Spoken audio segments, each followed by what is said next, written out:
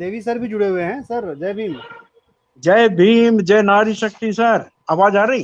जय भीम। जी जी जी, आवाज आ रही है आपकी।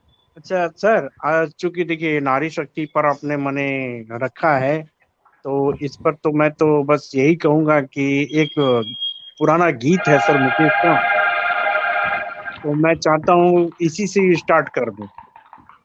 नारी कैसी शान है तेरी, हर तस्वीर महान है तेरी, तेरे ऊंचे रूप है क्या क्या, तू है माँ बहन और बेटी। तो क्या सर, बात, क्या बात। इसमें आज का जो प्रेजेंटेशन में जो भी आपने रखा, हम तो बहुत ध्यान से सुने, लेकिन मेरी बड़ी पुत्री है, आज हम्म। उनको मना करके मैंने कहा कि बेटे जरा सा तुम भी माने कि स्त्री ही शक्ति में हो, नारी शक्ति में ही हो, हालांकि कन्या है, और ये जरा सा कुछ दो चार शब्द ये बोल सकती है। जी जरूर जरूर, जोड़िए जोड़िए, बताइए बताइए बताइए, सिस्टर कुछ बताइए। अच्छा, आप सभी को बहुत बहुत प्रणाम। क्योंकि आप लोगों से बहुत छोटे हैं सर, तो हमको ना उम्र का उतना अनुभव है, ना ज्ञान भी बहुत कम ही है। तो पापा आज बहुत बोल रहे थे, इसलिए हमको लगा कि अपना जो भी मेरा अपना विचार है, तो अगर आप लोग आज्ञा दें तो हम अपना दो अरे नहीं, शब्द आज्ञा रखना नहीं, चाहेंगे। आज्ञा नहीं, आपका चैनल है। आप फ्रीडम से बोलिए। और आप हमारे जो बहनें जो सुन रही हैं, आने वाली पीढ़ियां जो सुनेंगी, उनके लिए आप प्रेरणा के स्रोत बनेंगे। आप बोलिए, स्वागत है आपका। Thank you so much sir. देखिए, आप हम पापा से बहुत कुछ सुनते रहते हैं आप लोगों के बारे में, तो हम बस इतना ही बात कहना चाहेंगे कि जो भी महिलाएं हैं, खास करके अभी के समय में, माने 21वीं शताब्दी में जब आप भारत में नारी की स्थिति देख रहे हैं, तो भी हम लोग पढ़ाई लिखाई में मान लेते हैं, अगर आजादी के समय से बात करें तो हम लोग उस समय से तो काफी ज्यादा हमें अब अपॉर्चुनिटी मिलती है, कम से कम पढ़ने के लिए। एटलीस्ट बेसिक एजुकेशन तो हम लोग ले ही ले रहे हैं। लेकिन सबसे बड़ा जो कंसर्न है ना, कि अच्छे एजुकेशन के बावजूद भी, और मतलब कम से कम जब तक शादी नहीं होती तब तक तो लोग नौकरी फिर भी कर लेते हैं, प्राइवेट में ही कर ले रहे हैं या फिर जैसे भी कर ले रहे हैं, लेकिन असली चुनौती शुरू होती है शादी के बाद। तो यहाँ पर ना, मतलब महिलाओं को बहुत ज्यादा सपोर्ट की जरूरत है, पति का और ससुराल का भी। क्योंकि उनको फिर एक कहीं ना कहीं हम देखना शुरू करते हैं, कहीं जो बहुत खराब लगेगा सुनने में, बंधुआ मजदूर की तरह, कि भाई तुम्हारा काम है बस, अब बच्चे हो जाने चाहिए, घर परिवार संभालो। देखो, पता है इसके वजह से मैंने कभी 2-4 साल पहले एक रिपोर्ट पढ़ा था कि अगर जीडीपी में विमेन का कंट्रीब्यूशन बढ़े, जितना कि एजुकेशन लेवल पर है, मैंने जितनी महिलाएं ग्रेजुएट है एटलीस्ट, अगर वो लोग कंट्रीब्यूट करें इकोनॉमिकली, यानी वर्किंग फोर्स में आए, तो कम से कम हमारा जीडीपी बहुत ज्यादा तेजी से, मैंने एक होता है एक्सपोनेंशियली ग्रोथ, वो करेगा। और सोचिए कि ये दकियानुसी सोच की वजह से कि भाई घर सब कौन संभालेगा, हम लोग कितना ज्यादा इकोनॉमिक फ्रंट पे लूज कर रहे हैं। और सर, घर बैठना मुद्दा नहीं है, घर बैठने से क्या होता है ना, कि हमारा डोमेन रिजर्व हो जाता है, बस इतना ही दूर में हमने करना है। सुबह में उठ करके इसके लिए खाना पानी वगैरह कर देना है, घर अरेंज कर देना है, बच्चों को कुछ कुछ सिखा देना है या फिर करके छोड़ देना है, बस इतना ही। लेकिन जब आप बाहर वर्किंग कल्चर में आते हैं ना, तो आप एक वर्क एथोस सीखते हैं, सोसाइटी में क्या चल रहा है, तमाम तरीके के ग्रुप से जब आप इंटरेक्ट होते हैं, तो हमारा माइंड खुलता है कि कहाँ पर क्या क्या हो रहा है। तो वो सब चीजों को ना बहुत ज्यादा जरूरत है कि हम अपनी बेटी, बहन, इवन पत्नी, शादी के बाद भी ना दकियानुसी सोच से बाहर आना बहुत जरूरी है। जहां तक मेरे को फील होता है कि अभी जो हमारा जनरेशन है, उसमें कम ही लोग इस ख्यालात के हैं।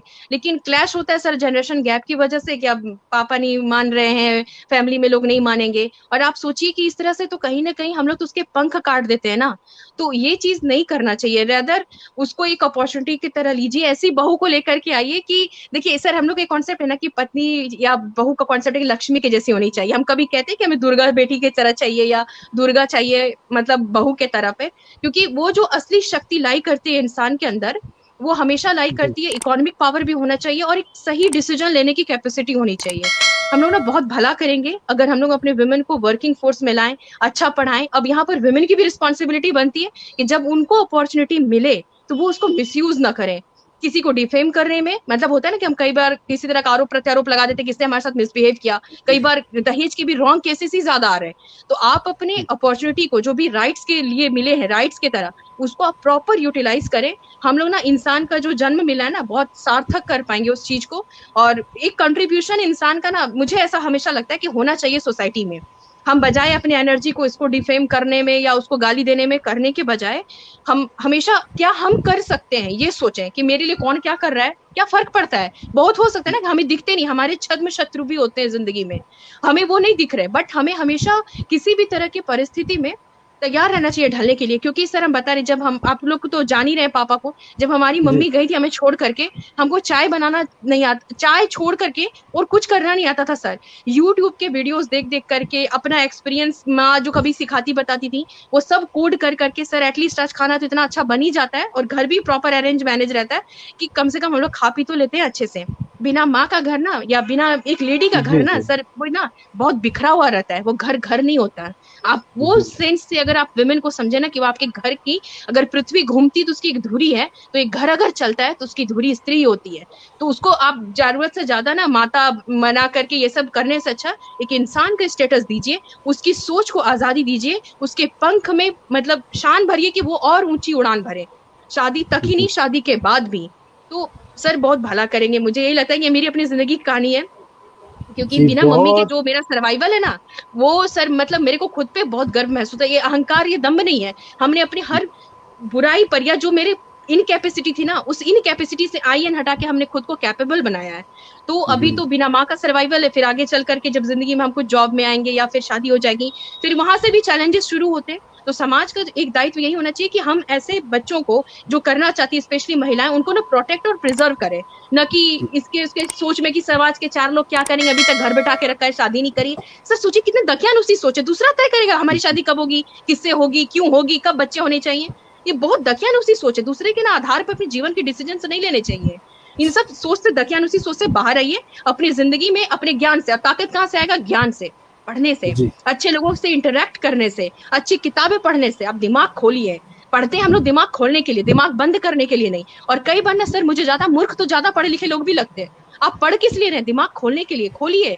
आपको अमेरिका वगैरह में देखिए वुमेन का कंट्रीब्यूशन सर कितना ज्यादा है, वो कितने अच्छे से सब कुछ जी इन्वॉल्व करती है, अपना सब कुछ मैनेज करती है। और वहां पर हम लोग को तो मेड रखने की भी जरूरत नहीं है सर, वहां पर काफी हाई कॉस्ट है वर्किंग असिस्टेंट्स का, जो हम लोग घर में रखते हैं ना, कि यहाँ पर तो हम लोग बहुत इनह्यूमन ट्रीटमेंट करते हैं उनको, तो तूम ताम करना, इवन मारपीट भी देते हैं। मेरे को तो ऐसा भी केस सुनने में आता है, क्योंकि अभी हमारी जी एक दीदी आती है, वो बताती हैं, तो हमको मतलब प्रैक्टिकली हम रूबरू हो रहे हैं इन सब चीजों से कि लोग कैसे कैसा बिहेव करती हैं।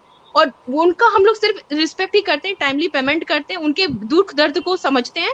और वो यहाँ से जाना नहीं चाहती है सर। ये दीदी वो रोने लग जाती है, मेरी तबीयत खराब हो गई थी अभी कुछ दिन पहले, वो बेचारी चाय तक नहीं पी रही थी कि दीदी का तबीयत खराब, उनका खुद भी हालत खराब रहता है, बट दीदी कुछ बोल नहीं रही है, तबीयत खराब। तो ये क्या रिश्ता है? आप पैसे के दम पर कभी किसी को नहीं खरीद सकते। आप हमेशा अपने प्यार, व्यवहार और सम्मान से, मतलब इंसानियत के रिश्ते से ही इंसान कमा लेते हैं। तो थोड़ा जी वो व्यूज पे इंसान ने काम हम लोग सबको करना चाहिए।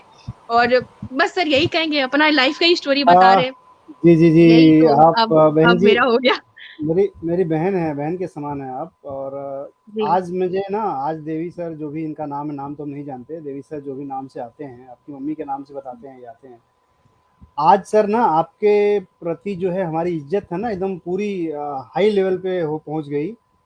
कि जो आदमी हमारे साथ इतने दिन से बात कर रहे हैं, और सिर्फ बात नहीं कर रहे हैं, अपनी खुद के घर में उस हम्म इनलाइटमेंट को लाके रखे हैं। और उन माँ बाप को भी हम सल्यूट करना चाहते हैं जिन्होंने आपको ऐसी शिक्षा दी। और आप जैसी अगर बहनें हमारे समाज में खुल कर के सामने आएंगी, प्रियंका सिंह जैसी बहनें अगर खुल के सामने आएंगी, तो हमारे समाज की वो दबे बहनें माताएं जो दबी हुई हैं, जो पुरुषों के अत्याचार सह रही हैं, वो ज़रूर उसका मुकाबला कर पाएंगे। बहुत बहुत आभार आपका कि देवी सर कि आपने जोड़ा, इस बहन को बोलने का मौका दिया और लाया आपने इस दिन आज के यहाँ पे। रमेश सर, ये जी सर। बहन नहीं, बेटी है ना हमारी। जी जी सर, हमारी बहन के समान है। हाँ, ठीक है सर, कोई नहीं। अच्छा ठीक है, आपने बहन बोला, लेकिन ये बिटिया हमारी है, जो बड़ी वाली बिटिया है, इसके बाद हाँ हाँ, मुझे भी है, और छोटी हम सी। अपनी बहन कह रहे हैं, हम अपनी बहन कह रहे हैं हाँ सर कि हमारी बहन है हाँ, वो भी। ठीक है। तो ये तो इनका मैंने अपना वक्तव्य था, लेकिन अब मेरा तो यही है सर कि नारी शक्ति को कम नहीं समझा जाए, क्योंकि कोई भी पुरुष किसी नारी के ही अंदर से आता है, और संजय जब सर, उसके अंदर से संजय सर आता है आप तो सर भी मैं आपको बहन के बोलूं, लिए, अपनी बहन के लिए कुछ आप भी बिल्कुल कहें। बिल्कुल बिल्कुल। देवी सर हाँ की हाँ। बेटी हैं तो हमारी बहन के समान पहले हैं। सर मैं देवी सर को हैट्स ऑफ करता हूँ। और देवी सर, आपने नारी शक्ति को जगाया है और ये एहसास दिलाया है कि नारी शक्ति होती क्या है। जी सर, आप क्या? बोलें, आप बोलें। हाँ, तो वही मैं कह रहा था ना कि हमें अपने देश में, खास करके जिस देश का नाम किसी स्त्री के नाम पर हो, जिस देश की सारी नदियां, एक और दो नदी को छोड़कर, जिसमें ब्रह्मपुत्र एक आता है और एक दामोदर, ये दो नदी को छोड़ करके सारी नदियों का नाम स्त्री के नाम पर हो, तो आप समझ लीजिए कि यहाँ नारी का इतना तो सम्मान होना चाहिए था। लेकिन यहाँ पर वही नारी की स्थिति तो रसातल की ओर जाती मालूम पड़ती है। आजकल तो देखता हूँ मैं बहुत सारे लोगों को, लड़कियों को पढ़ाते नहीं है, कहते हैं कि ये तो शादी होकर के पराया धन है, पराई घर चली जाएगी, इससे क्या फायदा। उसके बाद सबसे बड़ा देखिए, इसमें इसका हाथ है ना दहेज प्रथा का। ये जो दहेज प्रथा है ना, ये धार्मिक ग्रंथों से ही बाहर आया और ये सारे समाज में फैल गया, जिसके कारण आज नारी को बहुत सारा कष्ट झेलना पड़ता है। कितने तो गर्भ में बेचारी मार भी जाती है, और कितने तो कम जन्म होता है तो आपने खुद ही बताया था, कोई दूध में डुबो करके मार देती है, तो कोई क्या करके मार देती है। जी। और इस तरह से कहीं कहीं तो देखिए, नारी, लड़की का, कन्या का और बालक का अनुपात भी बहुत सारी स्टेट में बहुत ज्यादा अंतर करके हैं।